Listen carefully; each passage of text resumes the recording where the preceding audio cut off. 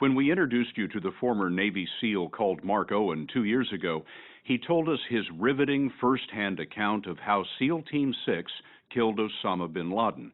It was the tale that he wrote about in his best-selling book, No Easy Day. He told us that he wrote the book to set the record straight and planned to donate most of the profits to charities benefiting families of fallen Navy SEALs. He kept his real name secret, expecting to disappear back into the shadows. But that's not how it worked out. This is the story of how one of the men who shot Osama bin Laden came under fire from his fellow SEALs and his own government, and what he'd like to say now to make amends. The story will continue in a moment.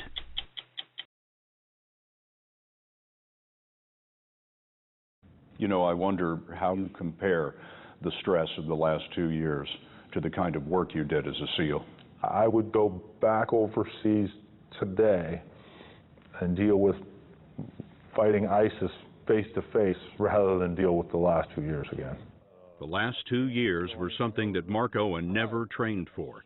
He's been investigated by the government, excommunicated by the SEAL leadership, and inundated with legal bills, all for writing the first eyewitness account of the bin Laden raid, and for being the first SEAL to talk about it publicly in our interview in 2012. And then all of a sudden we banked hard 90 degrees. It was very apparent that something was wrong. What do you say to people who believe fervently that you do secret operations for the government and they stay secret until you die? You don't say anything about them. How many former secretaries of defense have written books? How many former generals have written books? How many former SOCOM, Special Operations Commanders, have written books? I'm a nobody, right? I'm a senior enlisted guy that did 13 straight deployments. Nothing else. Nothing. I've sacrificed everything in my life to continue raising my hand, volunteering right next to my brothers to continue to go back overseas and do what we could to help. So it's tough. So if it's fair for the generals, it should be fair for the enlisted men too. Absolutely. Those 13 deployments he mentioned include many to Afghanistan and Iraq, plus the bin Laden raid and the famous mission that freed Captain Richard Phillips, held hostage by Somali pirates, in 2009. In both of our interviews, we disguised his appearance and his voice for his safety. In 2012, he walked us through the assault on bin Laden's house. Owen told us he was in line right behind the SEAL who shot bin Laden first. Myself and the next assaulter in, we both engaged him several more times and then rolled off and then continued clearing the room. When you say you engaged him, what do you mean? Fired. You shot him? Yeah. The SEALs were faceless heroes. That's Owen with the president and vice president. Here he is with the elder George Bush, who's holding a copy of Owen's book, and with the younger President Bush. But even amid the celebrating, over at the Pentagon there was growing anger, because Owen had skipped a step that is considered mandatory. He didn't clear the book with government censors. Defense Secretary Leon Panetta fired back on CBS this morning. 2 days after your first interview ran on 60 Minutes, the Secretary of Defense came on CBS News and said that your book tells our enemies essentially how we operate and what we do to go after them, and when you do that, you tip them off. How the hell can we run sensitive operations here that go after enemies if people are allowed to do that? Did you do that? Did I disclose anything that would have put the guys in harm's way? That's absolutely not what I intended to do. These are my brothers that I served beside for years, and a lot of them continue to serve. These are guys I lived and died next to. These are not guys that I would want to sacrifice their security for any reason. One of the things you said in that book was, if you're looking for secrets, you won't find them here. I tried my best, yes, sir. But now his lawyer tells us Owen is the target of a criminal investigation under the Espionage Act, looking into whether he gave away valuable secrets. No charges have been filed, but 8 weeks ago he was questioned for 10 hours about the book and our interview. Mark Owen is a member of the team that killed Osama bin Laden, and now he faces criminal investigation. How does that happen? Well, it happens because he got some bad legal advice. He should have submitted the manuscript for No Easy Day for pre-publication review, and he didn't. Bob Luskin is Mark Owen's current lawyer. And folks in the Defense Department were concerned that it disclosed classified information, and so they're conducting an investigation to see whether he did it with the wrong intent. Was classified information disclosed? Well, I can't discuss that. You know, in the catch-22 world of classified information, you can't talk about what you can't talk about.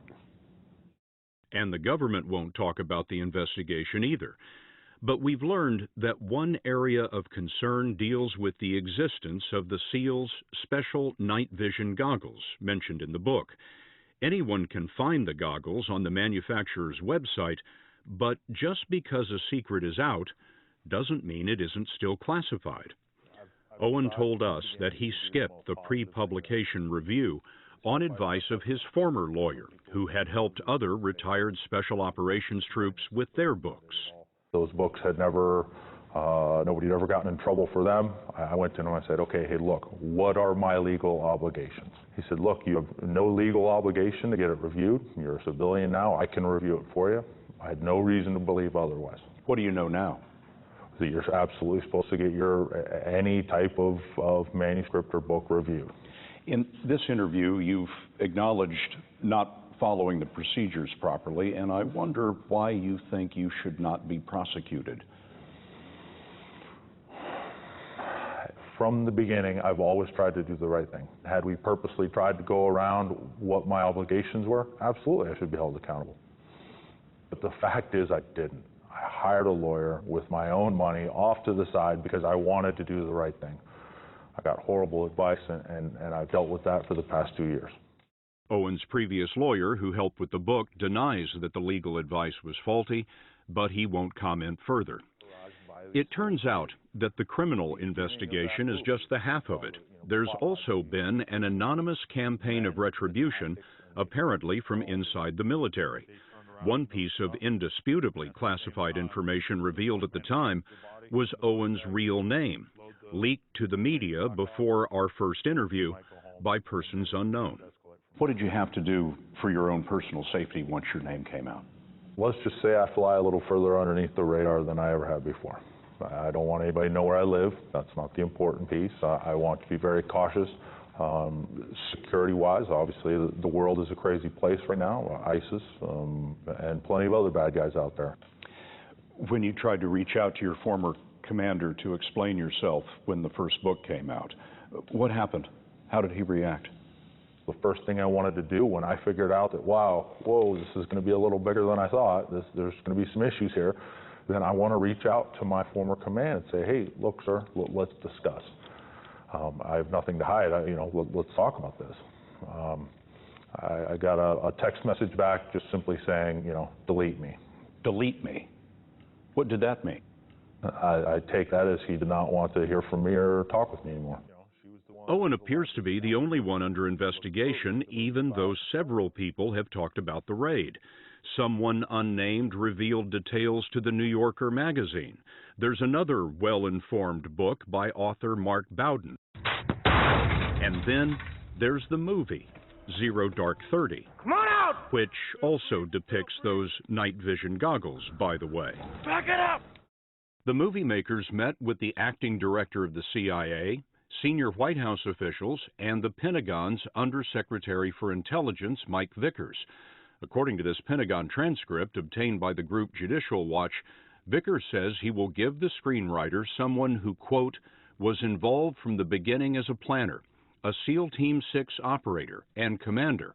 The only thing we ask is that you not reveal his name because he shouldn't be talking out of school. The meeting with the commander was apparently called off after critics accused the administration of revealing too much. I wonder if Mark Owen is being singled out here. Look, the folks on the other side, I think, are honest and well-intentioned, and they're trying hard to do a difficult job. But having said that, there's clearly something outlandish about a process as a whole in which people are free to leak classified information to the person who wrote the New Yorker article, to Mark Owen, to the folks who produced zero dark 30, and at the end of the day, the only person who's held accountable is the person who risked his life. It's not fair at all. It's an absurd result. The best result that Mark Owen can hope for now is to avoid prosecution and reach a settlement that would give the government most of the profits from No Easy Day, profits that Owen intended to donate to Navy SEAL charities. Such an agreement is still being negotiated. Was an apology part of the agreement that you wanted to strike with the government? Sure, and it's not that they needed to ask me to get on the media and say I'm sorry. Would you like to make that public apology right here, right now? Yeah, sure, absolutely. I did not set out to bypass any rules, regulations. I felt that I was doing everything the right way, legally. Obviously, that was a mistake, so no, I'm very sorry about that, and I've proven that we can do things a different way, which is what we've done with No Hero. No Hero is his new book, which he did clear with the Pentagon, and the censors struck part of it out. But the reader can infer that this is about Captain Phillips, also the subject of a movie, and then there's SEAL Team Blank. Owen is not allowed to use the number 6. The prologue of the book, called 40 Names, is a vivid reminder of how much the SEALs have sacrificed in Afghanistan and Iraq. There are 40 names in my cell phone contact list that are no longer here. 40 names of people who've been killed. Yeah. Why do you keep them in your cell phone contact list? How can I delete them? Right? These are friends of mine that I served with, next to, ate dinner with, had a beer with, you name it. And they're no longer here. How can I delete that name out of my phone? I can't. It's like losing them forever. Sure. No Hero is about the lessons that Owen learned as a SEAL, usually from failing at things. The most important, he says, came during a rock climbing trip when he froze 300 feet up. The instructor made his way over to him. He's like, hey, buddy, stay in your 3-foot world. What the hell are you talking about? He says, look, you can't affect anything outside of 3 feet around you, can you? I'm like, well, no. Stay in your 3-foot world. Look inside your 3-foot world, find the next handhold and climb your way out. I climbed my way out, and I've applied that analogy to so many things in my life. If I can't affect them, don't worry about it. You can't. People waste so much of their time and effort worrying about things outside of their control. Learn from them, move on, and don't worry about it. You don't dwell on the past. Staying within his 3-foot world has helped Mark Owen these last 2 years. He would still have written No Easy Day, he told us, but now he says he would have done it by the book. If you are able to reach a settlement of this criminal investigation with the government, what will that mean to you? A huge weight off my shoulders. I don't feel as if I've officially moved on and out of the military, because I still feel like I'm somewhat under the thumb of this issue. And I would love more than anything to just move past that, move on with my life and figure out what life has in store for me.